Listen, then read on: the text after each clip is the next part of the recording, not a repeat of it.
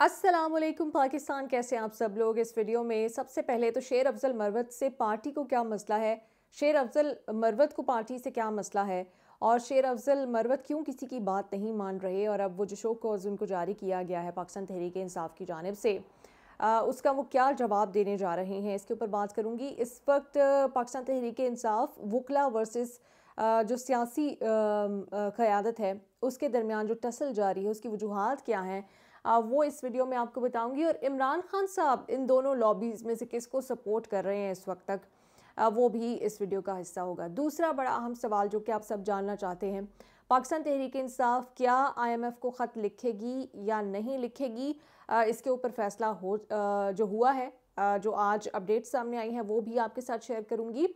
और फिर अपनी ज़ाती राय भी अगर आप जानना चाहते हैं कि IMF को ख़त लिखा जाना चाहिए या नहीं, तो वो भी इस वीडियो के आखिर में मैं आपको बताऊंगी। जिन लोगों ने अब तक चैनल सब्सक्राइब नहीं किया वो चैनल सब्सक्राइब कर सकते हैं और अपना फीडबैक कमेंट्स में दे सकते हैं। एनीवे सबसे पहले सबसे अहम बात कि आपको पता है कि पाकिस्तान तहरीक इंसाफ के बड़े ही प्रोमिनेंट लीडर शेर अफजल मरवत और बड़े पाकिस्तान तहरीक इंसाफ के जो वर्कर्स हैं, सपोर्टर्स हैं, उनमें मकबूल भी हैं। उनकी मीम्स भी बनाते रहे, उनके ऊपर वीडियोस भी बनाते रहे ट्विटर पर। उनका जो एक अंदाज़ है बेबाक, वो सब पसंद भी करते हैं। लेकिन आपको पता है कि जोश में होश कभी नहीं खोना चाहिए और ऐसा होश तो बिल्कुल नहीं खोना चाहिए जिससे आपकी अपनी पार्टी को ही नुकसान हो रहा हो। अच्छा, शेर अफजल मरवत के दो वैसे तो काफ़ी सारे रऊफ़ हसन पे उन्होंने तनकीद की जो कि उनकी पार्टी के ही हैं। उसके बाद उन्होंने मौलाना फजलुर रहमान के बयान पर, फ़ाइज़ ईसा पे एक मजहबी मामले पे गुफ्तगू की, उसके ऊपर भी पार्टी के ऊपर इम्पैक्ट आया। फिर उन्होंने जो पाकिस्तान तहरीक इंसाफ के अब तक के चेयरमैन थे, उनके ऊपर उन्होंने बैरिस्टर गौहर के ऊपर उन्होंने तनकीद की कि उनकी वजह से अभी तक ये जो मामला है रिगिंग का और उनका जो एक सॉफ्ट स्टैंस है उसकी वजह से उनको नुकसान हो रहा है और उनको चेयरमैन नहीं होना चाहिए था। ये उन्होंने तनकीद की, जिसके बाद पार्टी ने उनको एक शो कॉज नोटिस जारी कर दिया है। अच्छा, जो शेर अफजल मरवत हैं उनके बारे में ये कहा जाता है कि वो किसी की कोई बात नहीं सुनते, वो पार्टी में किसी उसूल को नहीं मानते, किसी डिसिप्लिन को फॉलो नहीं करना चाहते। वो बहुत ही ज़्यादा ब्लंट हैं, बहुत ही ज़्यादा स्ट्रेट फॉरवर्ड है। स्ट्रेट फॉरवर्ड होना कोई बुरी बात नहीं है, ब्लंट होना कोई बुरी बात नहीं है, लेकिन जब आप एक ज़िम्मेदारी वाली पोजीशन पे आते हो तो आपको ये पता होना चाहिए कि कौन सी बात कहाँ करनी है और किस अंदाज में करनी है और अल्फाज का चुनाव क्या होना चाहिए। अच्छा, अब वो उनके बारे में कहा जाता है कि वो इमरान खान को ही अपना पीर समझते हैं और उनके अलावा वो किसी की कोई स्टेटमेंट लेने को तैयार नहीं है, वो किसी की कोई बात मानने को तैयार नहीं है।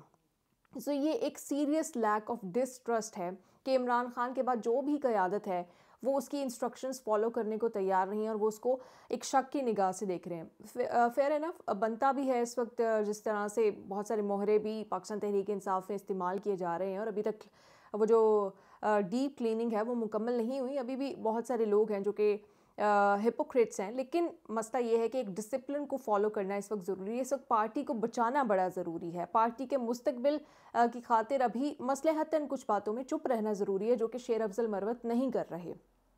बिल्कुल जो खान साहब कहेंगे वही होना चाहिए, लेकिन खान साहब ने अगर किसी को एक जिम्मेदारी दे दी है तो उसको फॉलो करना और उसको रिस्पेक्ट करना बड़ा ज़रूरी है, जो कि शेर अफजल मरवत नहीं कर रहे हैं।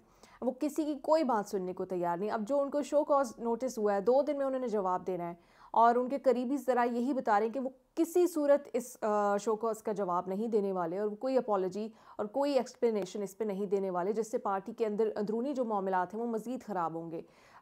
इंतखाब भी सर पे है पार्टी का, इंट्रा पार्टी इलेक्शन, और उसके दरमियान में ये माहौल बन रहा है। एक वकला की टीम है और एक जो सियासी क़यादत है पाकिस्तान तहरीक इंसाफ की, उसकी इस वक्त टसल जा रही है। उसकी इस वक्त दोनों जो ग्रुप्स हैं वो चाह रहे हैं कि फ़ैसले उनके हाथ में आए। वकला दूसरे ग्रुप को फ़ैसले नहीं करने दे रहे, वो अपनी मर्ज़ी से फ़ैसले किए जा रहे हैं। और जो सियासी क़यादत है वो इन वकला का जो ग्रुप है, जो जिसमें से मोस्टली पैराशूटर्स टाइप हैं कि बुरे वक्त के बाद सही, लेकिन वो बहुत नए हम कह सकते हैं कि अपॉइंटमेंट्स हैं, उनसे वो परेशान हैं। वो चाहते हैं कि फ़ैसले उनके पास वापस आए। अब इमरान खान साहब इस सूरत हाल में क्या कर रहे हैं, इमरान खान साहब के करीबी ज़राए ये बता रहे हैं कि दोनों लॉबी जाती है, एक वकला की टीम जाती है, वो शिकायतें लगा के आती है सियासी क़यादत की, फिर सियासी क़यादत जाती है जो PTI की है, वो उनकी शिकायतें लगा के आती है। लेकिन इमरान खान अभी फ़िलहाल दोनों को ही नाराज़ नहीं कर रहे।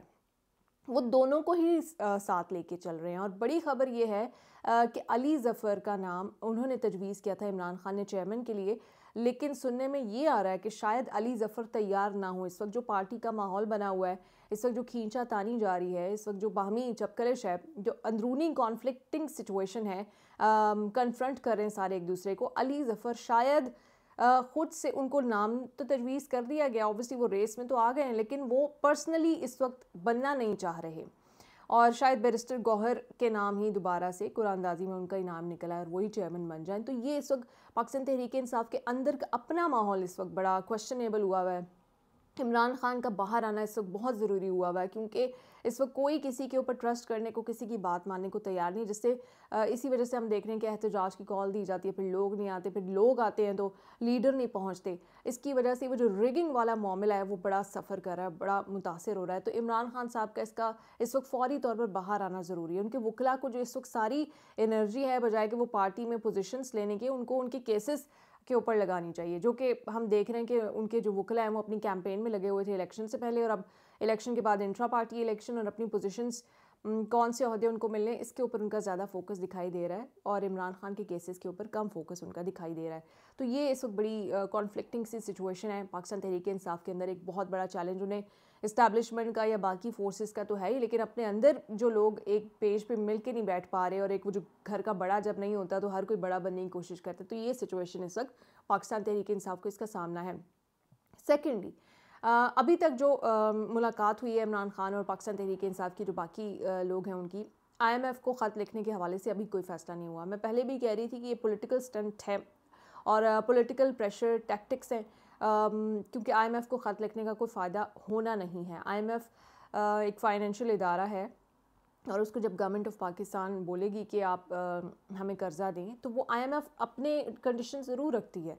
IMF अपने मर्ज़ी की कंडीशंस रखेगी, लेकिन वो रखेगी जो वेस्टर्न पावर्स को फ़ायदा दे रही होंगी, जो IMF को फ़ायदा दे रही होंगी। वो ये नहीं कहेगी कि पाकिस्तान में रिगिंग की सिचुएशन को आप दोबारा से देखें, इसके ऊपर कोई एक्शन लें, इसके ऊपर हमें रिपोर्ट दें।